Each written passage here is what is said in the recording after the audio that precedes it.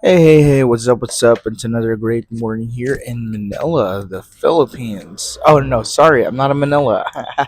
I'm used to saying that, but actually, I am in this place called Balayan, Batangas. If you're my Filipino audience, of course, they know where this is. If you don't know, then just look it up, Google Maps it or something. But yeah, I'm over here in my one of my hometowns.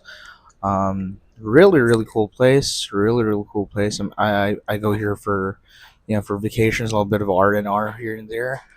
Um, right now we're going to talk about the cost of living. What is the difference for the cost of living in the United States and the Philippines? Well, first and foremost, my eyes look like they're about to well up and like tear up. So I don't know what's going on. I don't know. I woke up like this. I just woke up and ate breakfast, drank some water, and then went here, shot a video. All right. So we're going to talk about that. You know, the cost of living, right? So I mean, a lot of y'all want to know the cost of living. Well, the cost of living in the United States, as of this video, an estimated, I think, 56 pesos for every $1 is the exchange rate. I believe. Yeah, I haven't checked it again. Maybe it fluctuate. Maybe it rose up. I don't know. But all I can tell you is, with $3, I'm assuming you can buy yourself like a whole meal for $3. Um, yeah, a whole meal actually. Well, um, that includes, like, drink, and then the like a side dish, and then yeah, this is like for like a basic like eatery, like in the Philippines, like, where you go outside, where there's like an establishment, like a mini eatery. Eatery is like, I don't even know if that's like an English word, but it's like a kitchen, like a mini kitchen, where they have like Filipino food lined up.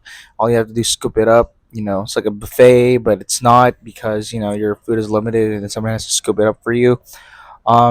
Cost of living, simply put, I'd like to look at it as like, if I'm someone who goes to the United States and then saves up a bunch of dollars, like probably like, I don't know, give or take $2,000, bring it to the Philippines. I'll be expecting to live like a king for like a couple of months, like, I don't know, 3 months tops.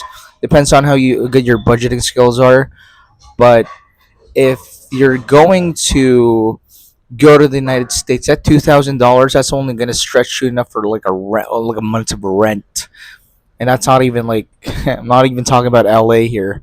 I mean, that's just like an average. So um, go figure. Like, it's that, it's that factor where you have to actually see where your money's going, up until, like, you want to what you want to do is, you know um, kind of like bring your resources to the Philippines, like, which will, like, in a low cost of living place, with money coming from like a high cost of living place, like a developed country like the United States.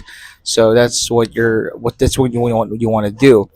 But the problem is, you're only going to be able to stretch your funds for so long. I've been here for like 5 months, and honestly, I'm being transparent here. I am fortunate enough to have my family over here to help me out.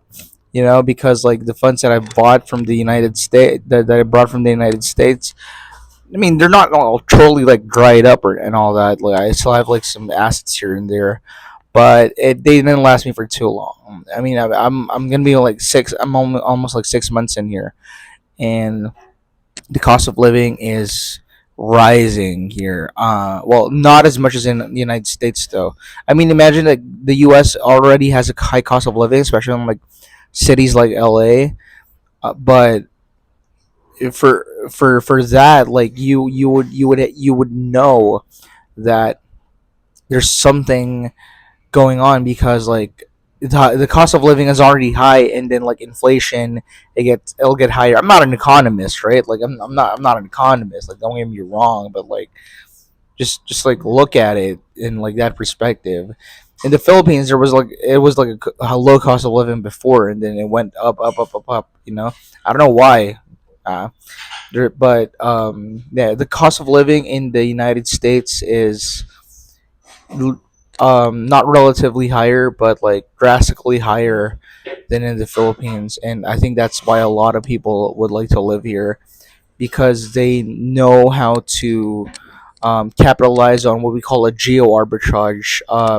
This is a concept I learned from reading The 4 Hour Work Week by Tim Ferriss. It's a book, it's like a big orange book. It talks about that. That's basically like the whole message of the book. I mean, not the whole message, but there's like a lot of stuff about time management. But it's one of my favorite books, actually. Like, I read it back in like 2017, cover to cover. Um, when I was in college. Yeah, when I was in college, and when I was living in the states too, as a caregiver that time. So yeah, um, I that's it. That's basically it. Like I'm just gonna say I'm gonna leave you with the fact that the cost of living in the United States is higher than in the Philippines. But if you transfer your money from the United States to the Philippines, it's gonna stretch you longer, not too much though. It's still hard to like find work like a sustainable income. Well, for some people, for some people, I guess. But it's possible. It's possible. But yeah, that's basically how things go. But of course, like if you're working in the U.S. and then you're spending there with your food and everything, um, yeah, it's just almost the same as like working here and spending it here, earning $200 a month, and that's it. But yeah, go where you're happy, and thank you for watching. Bye.